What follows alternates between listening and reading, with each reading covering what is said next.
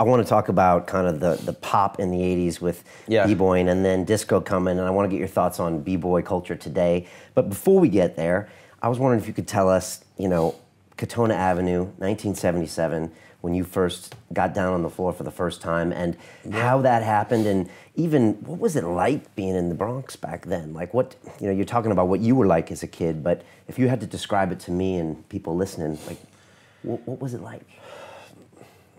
Bronx in the 70s, run down, burn down, fun,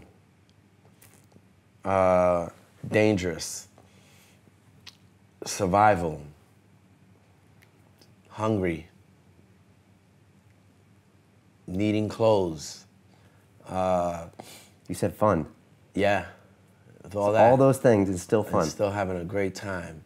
Parties, house parties, grown-ups having jam sessions. That's when the grown-ups of that era grew up in a system that still had music programs. So that was like the last real generation of musicians who learned in school, and it was very typical. So there were moments like that. I'd be out in the street all day, running around and playing all these street games that we had back then, but then come home on the weekend or on a Saturday night, and my family's there having a jam session with an upright bass and timbales and congas and organ and doing 5-part harmonies and singing like Latin jazz or doo-wop and things like that, and it was really cool.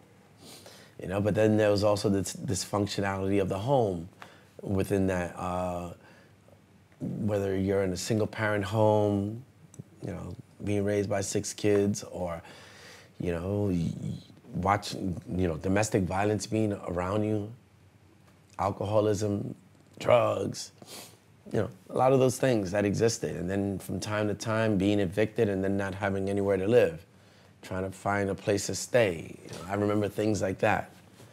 And then with all that happening, and then you have the opportunity to be exposed to the jam. And my cousin Lenny Len brought me to Crotona Avenue in the Bronx by 180th Street to a park jam. And he had been telling me all along, you gotta come to the jam. People are rocking, people are breaking, and there was no such word as break dancing or hip hop, but so he would tell me all these things, and he brought me there, and I was a really shy kid. And I witnessed all these things. I saw writers, MCs, DJs, and people getting down in a circle. I was blown away. And I was there with like the corniest outfit you could possibly have. What would that have been?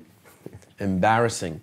That's what it would have been. Oh man, and everything, I don't know. You know, I wish I had a picture of that day, but you know, we were poor, so it wasn't anything new. It wasn't anything cool. But that day I saw the dance within this environment.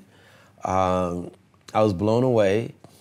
I know I even got down on the floor to dance that day. I don't know if I got down on the floor or I jumped in a circle. Whatever it was, I jumped in a circle. Whatever I did was not good because I had no skill anyway, but I felt like I came alive that day. It was something that I really wanted to do, and my cousin started teaching me, and then 6 months later, I got so good at it, I started teaching him. So it was something that became very natural for me. It was something that opened me up, and it was the beginning of, I guess, establishing my lane. Continue watching this fascinating conversation for free by clicking on the link below to visit our website, learn from the best minds in the world, and connect with a community of passionate people building the best versions of themselves. Just click on the link below, and I'll see you on the inside.